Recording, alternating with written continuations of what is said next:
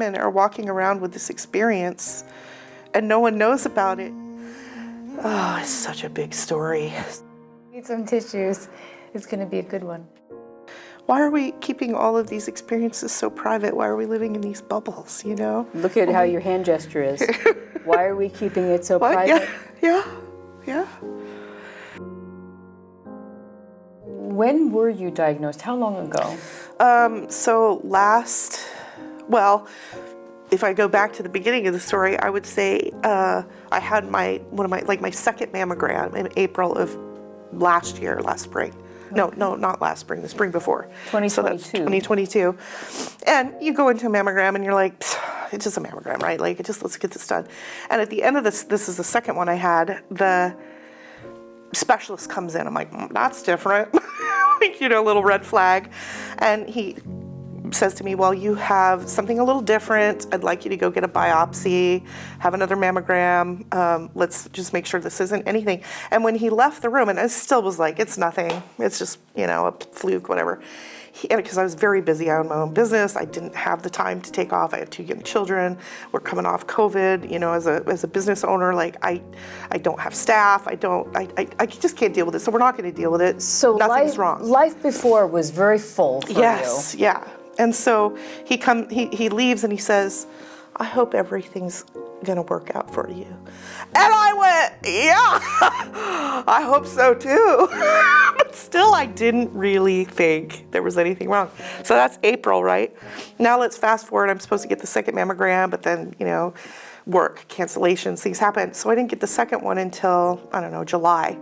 And that's when they're like, yeah, you gotta get some biopsies and there's some concerns here. So still, you're sort of in denial, like, it's fine. So you go to get the biopsies, and that in itself was such a humiliating and sort of awful experience. Awful in that you're in this bright room. I'm a modest person. You have all these people groping you and touching you. Like, I sometimes think medical professionals forget that, like, this isn't a natural state for a lot of women.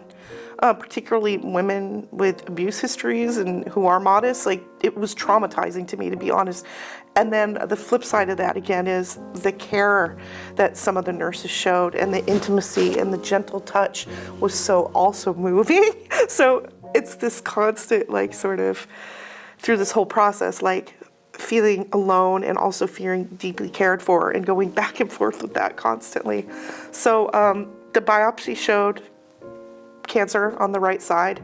I'll never forget the moment where it came back.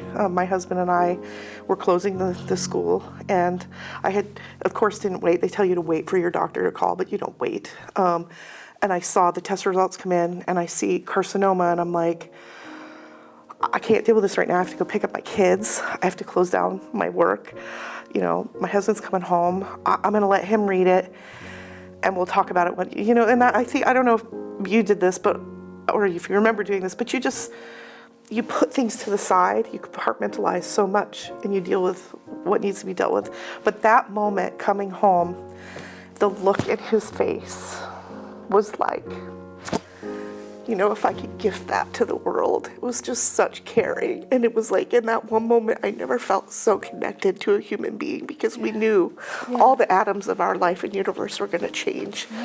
When you get that cancer diagnosis, it's just, okay, I got 2 kids, I have a business. Like, you don't know what it means. It could mean a simple procedure. It could mean you're done, like, it could mean, it's just such a profound thing to put on your plate. And so the first diagnosis was, okay, we're just going to take care of this. A simple, I forget what they call it at the time. If you catch it early enough, right, you get lumpectomy. So we didn't tell family. We're like, we didn't want to scare our families and our business. We didn't want to scare my kids.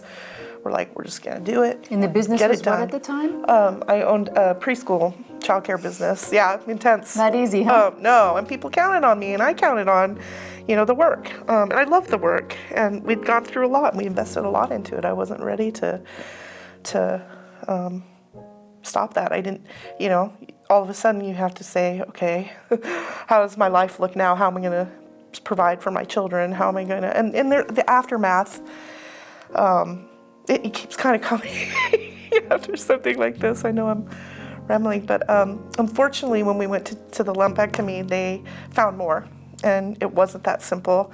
And so for me, it was this sort of juggling of emotions, like trusting all these people and feeling comfortable because you have to lean into it, and feeling all this care, and then feeling angry because they got it wrong and they told me one thing, and how could they tell me one thing and now everything's changed? And I got the call, we were in the car heading up to Thanksgiving with the family off to holiday, and I almost was like, don't take the call, don't take the call.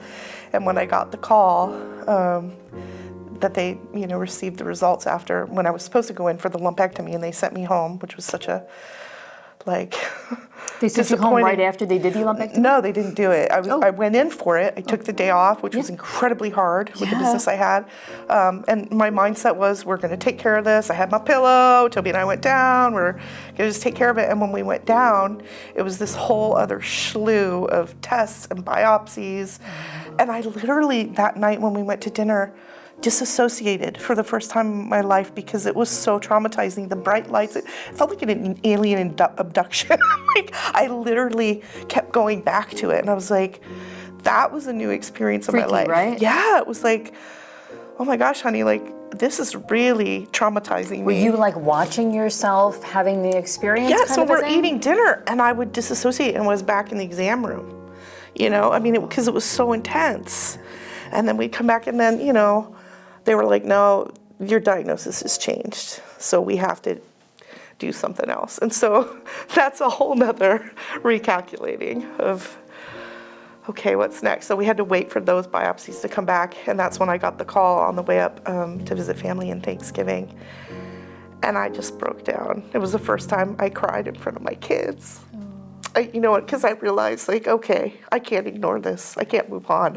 Things are going to have to change. And so I went up to my in-laws' house and had this, insane week. It was I don't know the word for it, but when people go off in the jungle and have, an ayahuasca, I need a tissue.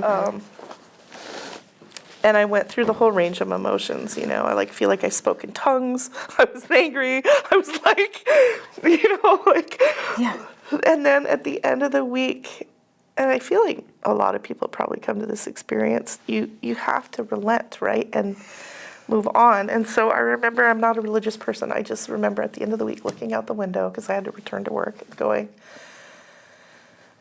I am just going to ask for help.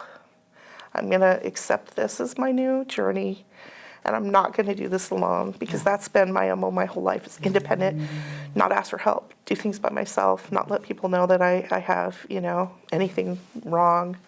And I wrote this 10-page letter and sent it to my closest friends who I haven't been connected to, and just received such amazing support. I think you may have gotten that letter. And that was transformative. And part of the blessing of this whole experience. They say, what is it, let go or be dragged? Let go or be dragged. And you have to let go. And you have to just say, this is what I'm going through. Any support or help. And it's cathartic, too, because it's just, you don't want to be that sick person that the town's talking about or that people are talking about or your friends are like, what happened to her? It feels good to just be look, this is what I'm going to be going through. If you can support me, spot me. Yeah. Heads up. Be here for me in any way and my kids. And also if I die, please take care of my babies. These are important conversations. For community, yeah. I was so excited to come and talk to you, but also very anxious. And not just to talk to you, but just to get out, because I've been so isolated this year. And it was a new experience for me to have this sort of anxiety as a somewhat social person. And then I ran out of gas. As soon as I was okay, everything's going to be fine. Calm down. And the car sputters over in the middle of nowhere with no cell service. And I'm recalculate again because I'm already having kind of like a panicky situation. And then the most profound thing happens, right? Because I'm already panicking about nothing. Now something's happening. And I get out of the car and immediately a woman in a truck pulls over. Sweetest woman, kind. We had a lovely conversation. She's like, let me help you. We get to the gas station down the road. Another man pops up and says, hey, I'm going that way. Don't be late for work. To this other woman, let me take care of her. And just the kindness and the connection to strangers in this moment where I was already feeling like a weirdo, alone, different, not connected to the world, anxious about just coming into town and meeting with friends later. And then here you have this experience where you meet two complete strangers that renew your faith in, look, I know it's like I was like bawling. I'm like, this is the universe giving me what I need when I need it, and that continues to happen. Don't start. Oh my gosh, I'm going to start. Mess by the end of this. By the time I hit about 38, 39, I was starting to get some autoimmune stuff, some arthritis, and I had my daughter older. So when I was pregnant with her, that all ceased, which is kind of a miraculous thing when you're pregnant, your autoimmune system goes into for me, it was just went off, which was amazing. But as soon as I did have my daughter, I did start really progressing severely with this autoimmune stuff. The arthritis, psoriatic arthritis is what they've diagnosed me with. And so there's a correlation there between people with these type of autoimmune diseases and breast cancer. And so who knows, if one is, causative. Caused by the other. So for me, my health sort of started declining pre-cancer, and people that I've said this to, women are like, you didn't cause your cancer, and I get that. But I remember saying to my husband post-COVID, I was working so many hours and really burning the candle. I had this business that I wanted to keep going. I loved it. I was so invested, but I couldn't shut off. And so I feel like my story is a bit of a cautionary tale because I said to him, I feel like I'm getting sick as I'm going through the motions, as I'm up at 2 o'clock in the morning getting my invoices done and planning my lesson plans the next day so that I have an amazing program and everything set. And, as a perfectionist, not being able to staff a program that our timing was just really bad with the whole COVID situation. But I just kept going and I couldn't stop because I felt it was part of my identity now, part of my community. It was such a magical experience for my family and my kids. We were doing well finally financially, after investing and building a reputation and a really great program. And so I couldn't shut it off. And I was, for lack of a better word, I would say that I'm killing myself. And then lo and behold, they're like, so I can't help but think, there was some correlation. My body was saying, we're sick, and I felt it. I felt sick, and so people disagree with me about that. But there's lots of different theories, and you still are entitled to your valid experience. I think we talked about that before. When I knew when I had to fight because I was only 29 years old when I had the lump. But you knew beforehand that something was off. I sat in a very vulnerable position on my knees because everything I was doing wasn't going well. Every decision that I had made was just winding in an unpleasant result. I had gotten divorced. I had left my occupation that I was in for a long time, just left house, and I was going, okay, something's not working here. I don't understand why is it not working? And I was exhausted.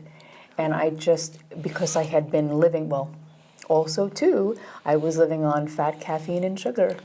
I would wake up in the morning during that time in Los Angeles, and I would have a huge triple shot espresso raspberry mocha. That's interesting, yeah.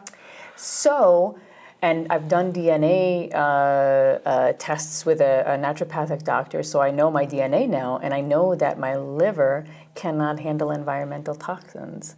So it's interesting, I survived chemotherapy, but the long and short of it is, before that, I was very healthy. Yeah. Or it seemed to be very healthy. But I was inundating myself so much. I'm surprised. I'm not diabetic, but I did a lot of things to change. Yeah. So yeah, by the time I had and I looked at cancer cells. Cancer cells are what? They're your cells. They're not an invasion of something else. It's not a virus. Yeah, they're your cells out of control at a rapid pace. So I looked at that and I was like, okay, maybe this is just me, but what part of my life is out of control at a fast pace? And I'll use this a lot of times. I'll say we're in a microwave society. We want it in 30 seconds or less. Sure. And, quantity over quality and so forth. And so I'm like, wow, why is it so hard to slow down? Because if we're slowing down and we're in the moment, well, not just our immune systems, but our nervous systems, they get bored. Why do they get bored? Because we're not used to it. And we want to create more, especially if we grow up around chaos and so forth, right? We're used to that. And then it's going, okay, what's going on? This isn't right. And so we have to do something to stay busy. And I've also found when people stay busy too, they don't have to think about things like being sick and dying. Yeah. They don't have to sit and think about their bills or their trauma or whatever else, right? Yeah. And how can we be there for someone else if we haven't been there for ourselves? And it created empathy for me when I couldn't, when I saw other people were not being able to be present with me. They would, and I see now, right? Like, have you ever had somebody come up to you and be like, "Oh, I'm so sorry that you have cancer," and then they just don't know what to do. It's an awkward space for them. Yeah. Have you had that? I You're pretty lucky. I think I was maybe so afraid of that. That's why I immediately was like, here I am. I don't have a boob. This is, I'm living my best life, which isn't always the case, but we put on the face. But I haven't had that. But what I have had is it does feel like diminished, especially, that when you first diagnose, you get all this love and all this attention, just like we're here, there. But like in anything, the one thing that I sort of realized, and hear me out because this sounds totally against what everybody usually says. At some point I realized, that all sort of goes away, right? And then you're left on your own. And that's been the year for me is, when I spent the first year after the diagnosis and the mastectomy, we were able to stay in business and keep going. Like you said, distracted, keep busy, keep going. And for me, it wasn't until I stopped and we were able to move and be in a quiet space where I was alone a lot and was able to reflect that I went on another journey. And it's still going on. And it's kind of like I came to this sort of realization that I really don't matter that much. And that doesn't, we all want to say, oh, you matter and you're worth it. But there's something very liberating in the fact that in 50 years, it's not going to matter. I'm not going to matter. I want to do the best I can. And when we get this diagnosis, you're like, oh my gosh, you get this feeling like, oh, my priorities, I got to be with my kids, I got to slow down. But the opposite happened for me. It was like, oh shit, sorry, I don't know if I can say that. But oh God, I got to get all the stuff I need to get done. I got to make a will, I got to set up my kids, I got to do what I need to do now because I'm probably going to be dead soon. And then when you realize, you know what? No one's going to care. Once you get past that and you're like, what's going to look like when I'm dead? They're going to move on. And the beauty of that is, I can stop worrying so much. It really doesn't matter. It doesn't matter what I look like that much. It doesn't matter what I accomplish that much. I mean, there's a balance there. But you know what I'm saying? It's kind of liberating to be we're tiny in this universe.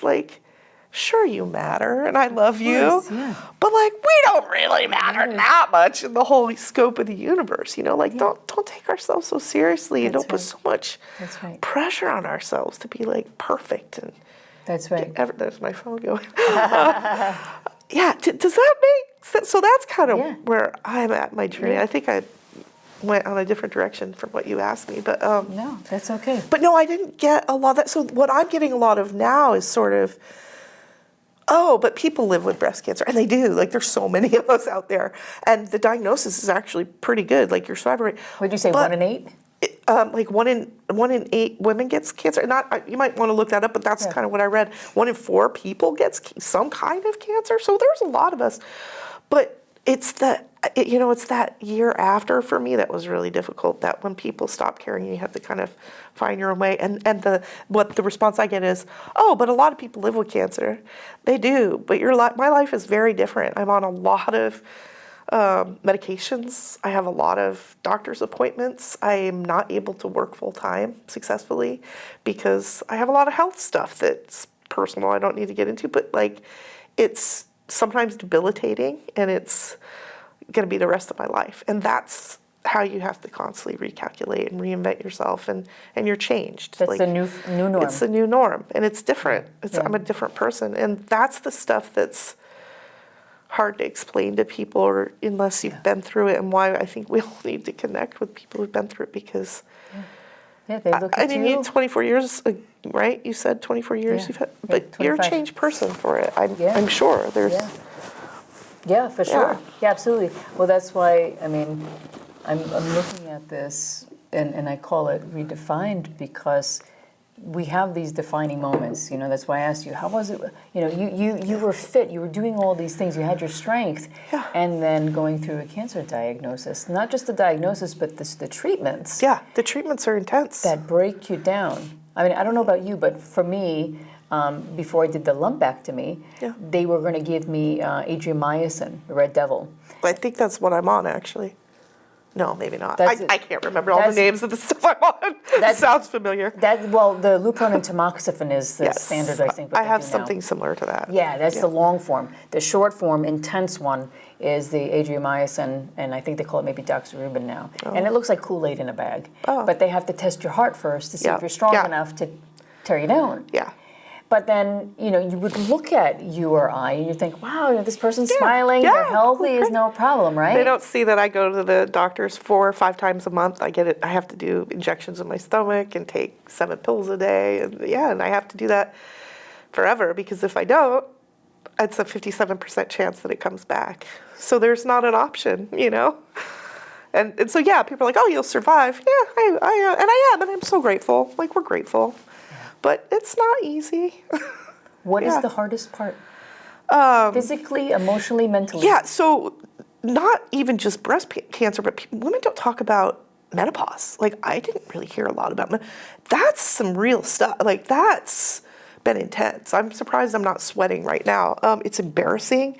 I have trouble walking because your joints, like my hands, I'm struggling with dexterity, mental clarity, simple tasks. You know, not looking at the gas tank this morning. I mean, these are things. I was a very accomplished, succinct, a little neurodivergent, but a very capable human being. I am not feeling successful right now. Like, and it's really messing with my ego, because I have to let go of the notion of ever being able to accomplish the things I could before, and just conversations, just the social anxiety about coming out today. Like, those are all new things for me, because. See, right now I'm like, I don't. Yeah, it's. And you're doing great. Oh, thanks. I mean, this is half the reason why I got you out here was just to see it. Oh, God, I love it. Yeah, you can use it or not. I don't know. I just want to like. No, seriously. I mean, it's hear these stories and share. Yeah, I can. This is very important. And you know, as we wrap up the episode, are there any? Is there one thing that you have found that is important for you in your process that has been supportive? Well, God, my family, my husband, who's, I feel like we've mentally divorced and remarried like 18 times. It just sticks with me from the moment we came home. I'll never forget. I had this vision like, oh, women, we have these expectations, right? When I came home from my mastectomy, I envisioned he's going to be doting on me and like bring me soups and all this healthy stuff. You know, you immediately are like, and we do change. Like, I have to change the way I eat, and all that stuff that you were talking about, that all happens, which is hard. But I'll never forget. I was like, I'm really hungry. When's the last time you fed me? I was like, did I take drugs today? Where so mad at him because I didn't feel like I was getting the care I needed, and he felt we talked about it a lot afterwards, but he felt bad. He he just thought if he was there, he took the week off. That was That's enough. That was good. But through the year, just unconditional love and support, and because I don't know about anybody else, but I was a beast. I mean, there's just dark moments that happen after you think you're going to die. And it's not just mentally you think you're going to die, but you don't, your body doesn't move. It doesn't work right. Like you're letting go of who you knew and not liking who maybe you're becoming, or that you're not going to be capable, and that you're not going to be self-sufficient, and that you have to rely on other people. Like there's a whole, and I would say, just fucking, so sorry, lean into it. Just lean it. Like let people help you. Let them love you. And you just keep asking for it, and you just keep putting yourself out. That's it. Connections and love and family and friends. And even if it's hard, I told Toby today, I'm like, I think I'm becoming agoraphobe. My anxiety, just getting out today. Just keep doing it. Keep pushing yourself out there, because who cares if you're weird, if you're different. And we're all going to die soon, right? We're all going to die. We're all going to die. And that's how I wake up every morning. I realize, I say, oh my goodness, it's possible. There are more things that can kill me today than keep me alive. And all you have to do is just turn on the news or whatever to see how fortunate you are, if you are fortunate, right? Yeah. And count your fortunes and your gratitudes, and then go, okay, how can I be here for myself and others today, right? Absolutely. And that's what I was going to say. In putting yourself out there, like today, my experience today, you find you will receive kindness and love. And I think there's more goodness and good people out there, right, than there isn't. And you only know that by just being out there and doing it, just connecting with people and being your authentic self, as my friend Mary would say, Oh my God. It's the truth. It's the truth. Yeah. Christa, thank you so much for being here and sharing your story. Thanks, Barbara. So that's all the time we have for today, and that's the theme. If you're going through hell, keep going. Yep, there's a lot of us out there. I was like a, winter athletic goddess up in the mountains in Colorado. I taught skiing, swimming. I was very physically agile, very physically fit. Loved kayaking, mountain climbing, rock climbing, Christa Wells would describe herself as a wife, mother, accidental artist, and entrepreneur, professional child wrangler, and now a magical unibubicorn trying to survive in an upside-down world, and Lord knows it is. You're the whisper of the angel. You're the warrior inside. When the world is overwhelming. I don't have any things hanging from my nose, right? No. All right, nose check. There we go. Teeth. Yeah.